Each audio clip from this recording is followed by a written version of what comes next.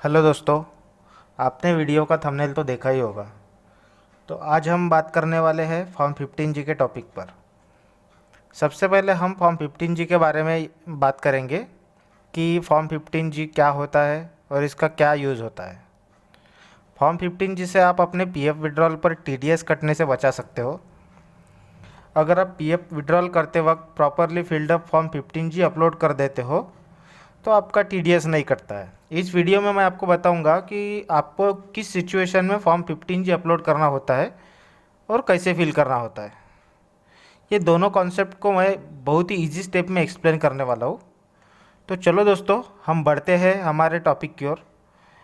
लेकिन दोस्तों, आप हमारे चैनल पर पहली बार आ रहे हो और आपने अभी तक हमारे चैनल को सब्सक्राइब नहीं किया है तो जल्दी से जल्दी सब्सक्राइब कर दे और बेल आइकन पर भी क्लिक कर दे, जिससे आपको हमारे आने वाले वीडियो की नोटिफिकेशन बहुत जल्दी मिलेगी।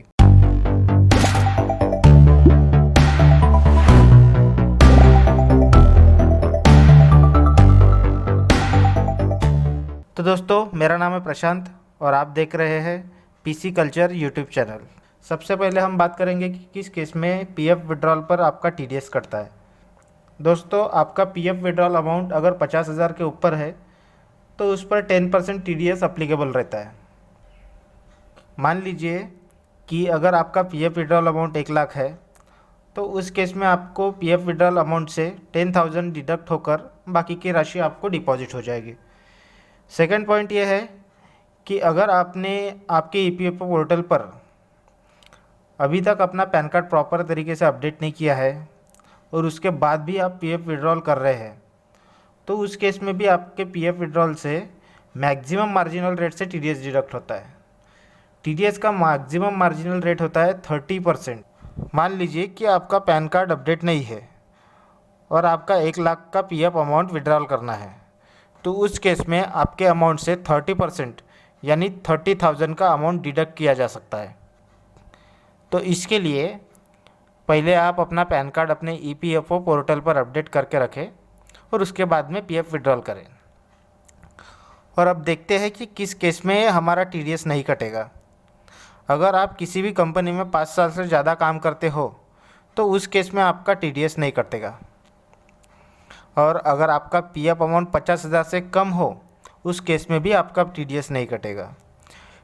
टीडीएस तब कटता है जब आप किसी कंपनी से 5 साल पहले ही जॉब छोड़ देते हो और आपका पीएफ अमाउंट 50,000 के ऊपर रहता है, तब आपका टीडीएस कटता है।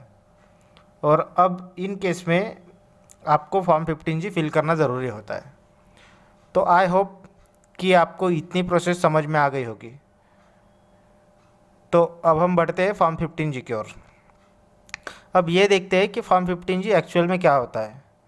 फॉर्म 15G एक इनकम टैक्स डिपार्टमेंट का डिक्लेरेशन फॉर्म होता है और उसके ज़रिए हम इनकम टैक्स डिपार्टमेंट को ये बता सकते हैं कि मेरा जो एनुअल इनकम है वो 2.5 लाख से कम है, इसलिए मेरा टीडीएस ना काटा जाए।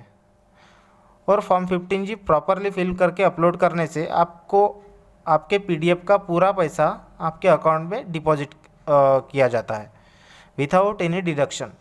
ये है फॉर्म 15G। फॉर्म 15G को डाउनलोड करने की लिंक मैंने डिस्क्रिप्शन में दे दी है, वहाँ से आप इसे डाउनलोड कर लें और स्टेप बाय स्टेप फिल करें। तो चलो देखते हैं कि फॉर्म 15G कैसे फिल किया जाता है। मैंने यहाँ पर एक क्लाइंट को फॉर्म 15G फिल करके दिया था और इसमें मैंने क्लाइंट की पर्सनल इन्फॉर्मेशन को हाइड किया है, लेकिन हम आपको बताएंगे कि फॉर्म 15G कैसे फिल किया जाता है। सबसे पहला पॉइंट नेम ऑफ असीसी का है। यहाँ पर आपको पीएफ अकाउंट होल्डर का फुल नेम लिखना है। Second point pan of the Assisi का है, जहाँ पर आपको पीएफ अकाउंट होल्डर का पैन नंबर डालना है। ध्यान रहे कि पैन नंबर इनकरेक्ट ना हो और एक बार क्रॉस चेक ज़रूर कर लीजिएगा। थर्ड पॉइंट में स्टेटस आपको यहाँ पर इंडिविजुअल लिखना है। फोर्थ पॉइंट है प्रीवियस ईयर का, इसमें आपको फाइनेंशियल ईयर लिखना होता है। तो इस केस में आप अपना फाइनेंशियल ईयर लिख दीजिए। सपोज़ मान लीजिए कि अगर आप अगस्त 2021 में पीएफ विड्रॉल कर रहे हो तो आपको यहाँ पर 2020-2021 लिखना होता है। ठीक है। पॉइंट नंबर 5 में आपको रेसिडेंशियल स्टेटस में रेसिडेंट लिखना है। देन उसके बाद बढ़ते हैं पॉइंट नंबर 6, 7, 8, 9, 10, 11, 12। यहाँ पर आपको पीएफ अकाउंट होल्डर का कंप्लीट एड्रेस लिखना होता है। ठीक है। पॉइंट नंबर 13 में आपको पीएफ होल्डर की ईमेल आईडी लिखनी होती है।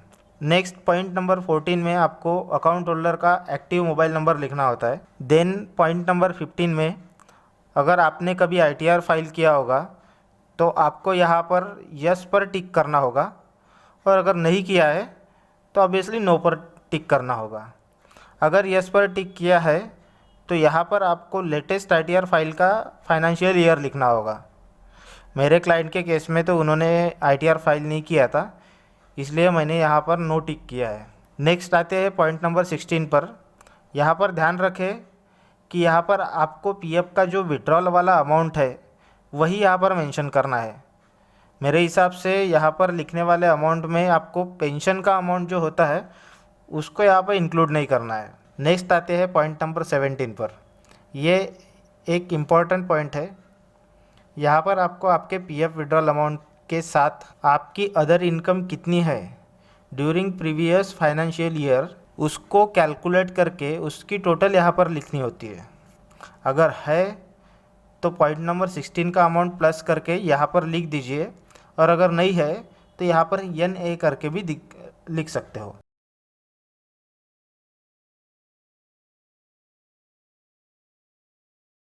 अब देखते हैं पॉइंट नंबर 18। यहाँ पर आपको यह बताना है कि इस फॉर्म 15G के अलावा आपने इसके पहले कभी भी फॉर्म 15G फिल किया था क्या। अगर आपने फॉर्म 15G फिल किया होगा तो आपको यहाँ पर वो डिटेल्स शॉर्ट में मेंशन करनी होगी, अदरवाइज़ ये नहीं किया तो भी चलेगा। नेक्स्ट आते हैं total number of form 15G field. यहाँ पर आपने अभी तक जितने भी फॉर्म 15G फिल किए होंगे वो सारे फॉर्म 15G की टोटल यहाँ पर लिखनी है। अगर ये पहली बार फॉर्म 15G फिल कर रहे हो तो यहाँ पर एक लिखना है।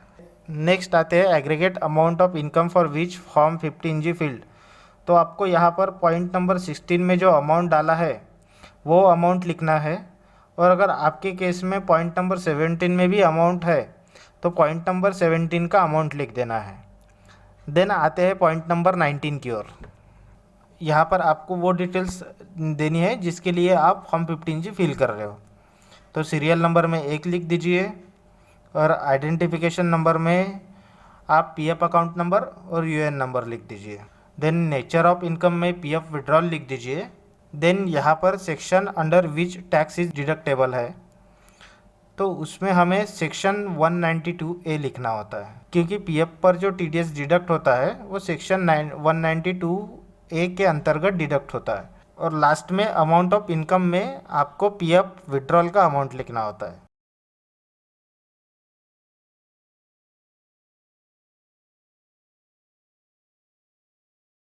देन यहाँ पर अप्लीकेंट को सिग्नेचर करना है। नेक्स्ट डिक्लेरेशन देना होता है। तो इस डिक्लेरेशन में आपको आय और उई में अप्लीकेंट का नाम लिखना है, और नेक्स्ट यहाँ पर आपको प्रीवियस ईयर ऑफ एंडिंग में 31 मार्च 2021 लिखना है, और relevant to the assessment year में आपको 31 मार्च 2022 लिखना है, और यहाँ पर भी सेम ही लिखना है।